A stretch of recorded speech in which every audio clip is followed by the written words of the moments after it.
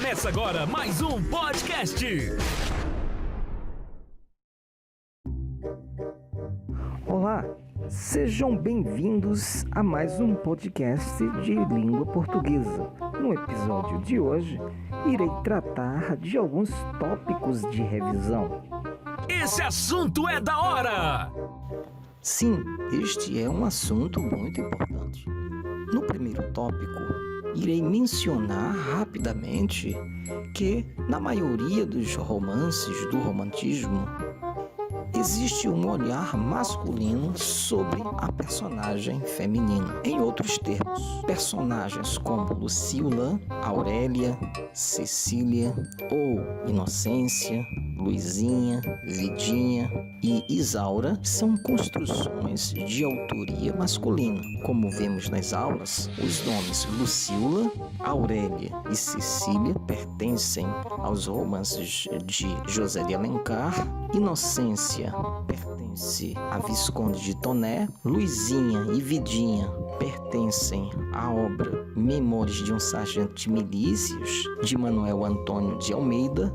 E Isaura pertence ao livro A Escrava Isaura, de Bernardo Guimarães. Surpreendentemente, naquela época, Maria Firmina dos Reis publicou em 1859 o livro Úrsula. Nesse particular, vemos que uma mulher trata da temática feminina. Portanto, temos aí uma autoria genuinamente feminina.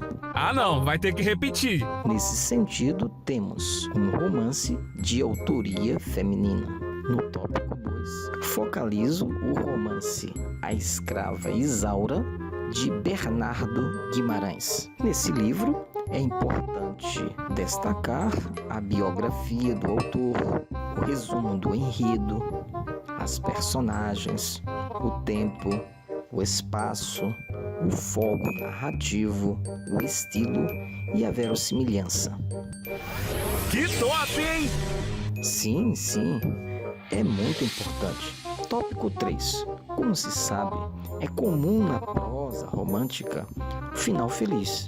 Por isso mesmo, convém estudar o chamado happy end em livros como O Birajara, de José de Alencar, Iracema, o Guarani, também de José de Alencar, Inocência, como já citei, de Visconde de Toné, e Senhora, mais uma vez, um livro de José de Alencar.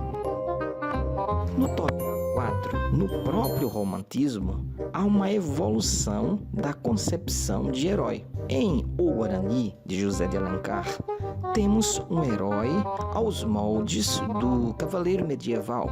No caso específico, evocamos o mito do bom selvagem de Jean-Jacques Rousseau, para melhor entendermos essa ideia do herói no livro O Guarani. Por outro lado, vemos no romantismo o surgimento de uma crítica muito forte a essa visão de herói. Em Memórias de um Sargento de Milícias, de Manuel Antônio de Almeida, temos a exposição de um anti-herói. Essa visão de um herói chamado Pícaro é sem dúvida uma importante inovação para a literatura brasileira. É verdade isso? É isso mesmo. Quero dizer que essa inovação de um anti-herói, ou também chamado herói pícaro, é, sem sombra de dúvida, uma importante inovação à literatura brasileira. Ah não, vai ter que repetir. Essa visão de um anti-herói, ou também chamado herói pícaro, é, sem dúvida alguma, uma importante inovação para a literatura brasileira. Essa é demais! No tópico 5, quero trazer algumas orientações sobre os pronomes enquanto anafóricos e catafóricos. Como falei nas aulas, anafóricos são aqueles pronomes que remetem a palavras que já foram citadas. Os catafóricos, pelo contrário, são aqueles que apontam para palavras que ainda serão citadas, ou também expressões que ainda serão citadas. Como tenho mostrado nas aulas, a substituição é uma importante estratégia na progressão textual. Fala sério! Essa é demais! Neste tópico, como mostrei na aula presencial, faço menção aos pronomes relativos. Vale lembrar que os pronomes relativos são palavras que representam substantivos já citados ou que ainda serão citados. Vamos ver alguns exemplos. Exemplo 1. O livro que li é clássico. Percebam que a palavra que equivale a o qual. Portanto, temos o livro, o qual li é clássico. Outra observação importante é que esta palavra que refere-se à palavra livro. Portanto, remete à palavra anterior.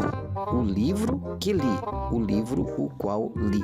No segundo exemplo, temos a seguinte oração, ou o seguinte enunciado. O livro, cujo autor é pernambucano, pertence ao modernismo. Observem que este pronome relativo, cujo, é um pronome muito raro, mais usado na literatura e em outros textos formais. Percebemos aqui que o pronome cujo refere-se à palavra consequente, ou seja, a palavra que vem depois. O livro cujo autor. Percebam que o pronome relativo cujo aponta para a palavra que vem depois, a palavra autor. Nos dois casos, essa flexibilidade do pronome de remeter a uma palavra já citada ou então a uma palavra que ainda será citada contribui muito para a progressão textual. Essa é demais! Legal mesmo. Tópico 7. Não podemos nos esquecer do pronome oblíquo átono se, ou também pronunciado se. Ora, o pronome se ou se será reflexivo quando o sujeito praticar e sofrer ao mesmo tempo a ação verbal, como em ele se viu no espelho ou ela se maquiou para a festa. Vejam que nos dois casos o pronome é reflexivo porque os sujeitos praticam e sofrem a ação ao mesmo tempo. No caso da reciprocidade, percebe-se uma troca de ações. Por exemplo, em os convidados se cumprimentaram, quem cumprimenta e é cumprimentado não pratica e sofre ao mesmo tempo a ação verbal. Vejamos outro exemplo. Os familiares se abraçaram fraternalmente na passagem do ano de 2017, portanto, antes da pandemia.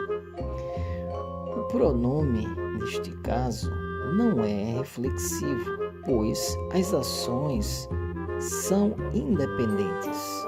Os familiares se abraçaram mutuamente. Tópico 8.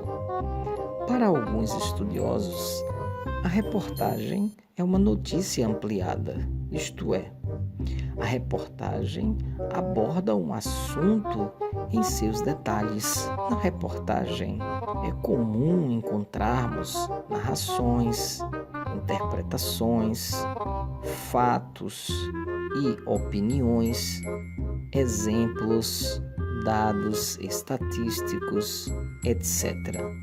Às vezes, encontramos imagem fotográfica com legenda, infográfico, etc. Enfim, tudo contribui para a produção de sentido. Em outro momento, entrarei em detalhes. Hoje, quero trazer apenas essas informações iniciais. Para a análise de anúncio, no próximo tópico... Sério? Ah, não acredito. Para a análise de anúncio publicitário, tirinhas, capas de revistas, etc., é importante reconhecer os itens denominados multimodais. Como expliquei na aula presencial, o texto multimodal é aquele que envolve fonte, desenhos, fotos, etc. Por isso mesmo, ao lerem os textos que serão ofertados, observem todos os detalhes. Por exemplo, em uma capa de revista, levem em conta a manchete, a fonte, Pega a leve, cor, né? o lead, a imagem fotográfica, a cor predominante e a combinação de cores. Portanto, quero frisar que esses itens multimodais contribuem para a produção de sentido. É hora do almoço. Tudo bem, ficamos por aqui. Estudem mais. Até o próximo podcast. Se inscreva no canal.